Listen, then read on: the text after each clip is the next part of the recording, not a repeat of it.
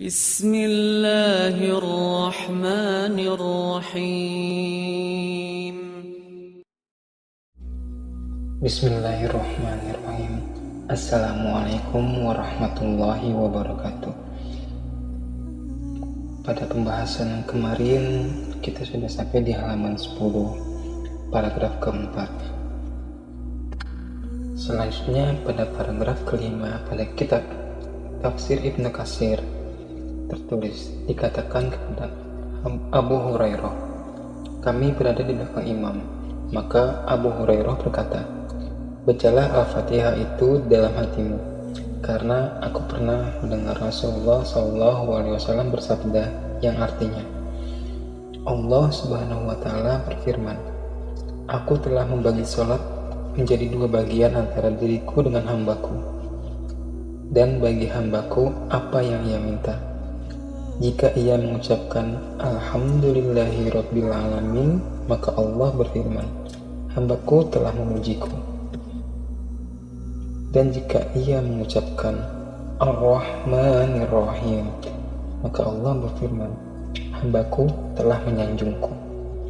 Jika ia mengucapkan Maliki Yaumiddin, maka Allah berfirman, hambaku telah memuliakanku. Dan pernah Abu Hurairah menuturkan, hambaku telah berserah diri kepadaku.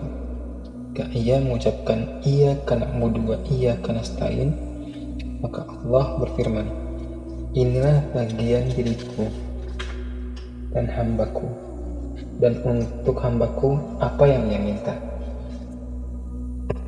Dan jika ia mengucapkan Ihdinas siratal mustaqim siratal ladzina an'amta 'alaihim ghairil maghdubi 'alaihim waladdallin, maka Allah berfirman, ini untuk hambaku dan bagi hambaku pula apa yang ia minta. Demikian pula diriwayatkan An-Nasai. Penjelasan mengenai hadis ini yang khusus tentang Al-Fatihah terdiri dari beberapa hal. Yang pertama, disebutkan dalam hadis tersebut kata sholat, dan maksudnya adalah bacaan, seperti firman Allah yang artinya, janganlah engkau mengeraskan suaramu dalam sholat, dan jangan pula merendahkannya. Carilah jalan tengah di antara keduanya. Quran Surat Al-Isra ayat 110. Sebagaimana dijelaskan dalam hadis sahih dari Ibnu Abbas, demikian pula firman Allah Subhanahu wa Ta'ala dalam hadis ini, aku telah membagi sholat menjadi dua bagian di antara diriku dengan hambaku, setengah untukku dan setengah lainnya untuk hambaku, dan bagi hambaku apa yang ia minta. Kemudian Allah menjelaskan pembagian itu secara rinci dalam bacaan Al-Fatihah. Hal ini menunjukkan keagungan bacaan Al-Fatihah dalam sholat dan merupakan rukun utama. Apabila disebutkan kata ibadah dalam satu bagian, sedangkan yang dimaksud adalah bagian yang lainnya, artinya bacaan Al-Fatihah. Sebagaimana disebut kata bacaan, sedang maksudnya adalah salat itu sendiri. Dalam firman-Nya yang artinya, dan dirikanlah salat subuh. Sesungguhnya salat subuh itu disaksikan oleh malaikat. Quran Surat Al-Isra ayat 78. Sebagaimana secara jelas disebutkan di dalam kitab Sahih Bukhari dan Muslim, salat subuh itu disaksikan oleh malaikat malam dan malaikat siang. Semuanya itu menunjukkan bahwa menurut kesepakatan ulama, bacaan Al-Fatihah dalam salat merupakan suatu hal yang wajib. Namun demikian, mereka berbeda pendapat mengenai apakah selain surat Al-Fatihah ada surat tertentu yang harus dibaca atau cukup Al-Fatihah saja. Mengenai hal ini terdapat dua pendapat. Menurut Abu Hanifah, para pengikutnya, dan juga yang lainnya, bacaan Al-Fatihah atau bacaan Al-Quran itu tidak ditentukan. Surat atau ayat apapun yang dibaca akan memperoleh pahala. Mereka berhujjah dengan keumuman firman Allah Ta'ala yang artinya, maka bacalah olehmu apa yang mudah bagimu dari Al-Quran. Quran Surat Al-Muzammil ayat 20. dan sebuah hadis yang terdapat dalam kitab Sahih Bukhari dan Muslim dari Abu Hurairah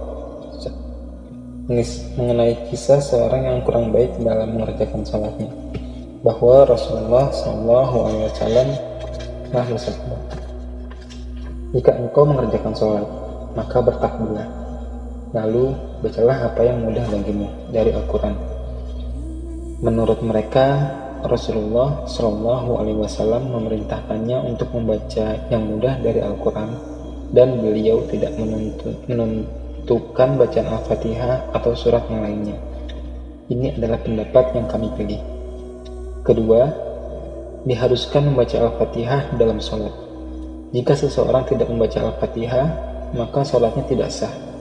Ini adalah pendapat Imam Malik, Imam Syafi'i, Imam Ahmad bin Hanbal, dan para sahabat mereka, serta jumhur ulama. Pendapat mereka ini didasarkan pada hadis yang disebutkan sebelumnya, di mana Rasulullah SAW bersabda, yang artinya, barang siapa mengerjakan sholat, lalu ia tidak membaca Ummul Kitab di dalamnya, maka sholatnya itu terputus. Hadis riwayat Muslim, At-Tirmizi, An-Nasa'i, dan Abu Dawud dari Abu Hurairah radhiyallahu an dari Nabi SAW. Selain itu, mereka juga berdalil dengan sebuah hadis yang terdapat dalam kitab Sahih Bukhari dan Muslim dari Az-Zuhri, dari Mahmud bin Al-Azrabi, dari Ibadah bin As-Samit. Ia berkata, Rasulullah SAW bersabda, "Tidak sah sholat bagi orang yang tidak membaca Fatihatul Kitab." Demikianlah pembahasan kali ini. Insyaallah kita akan membahas kelanjutannya di pertemuan berikutnya. Wassalamualaikum warahmatullahi wabarakatuh.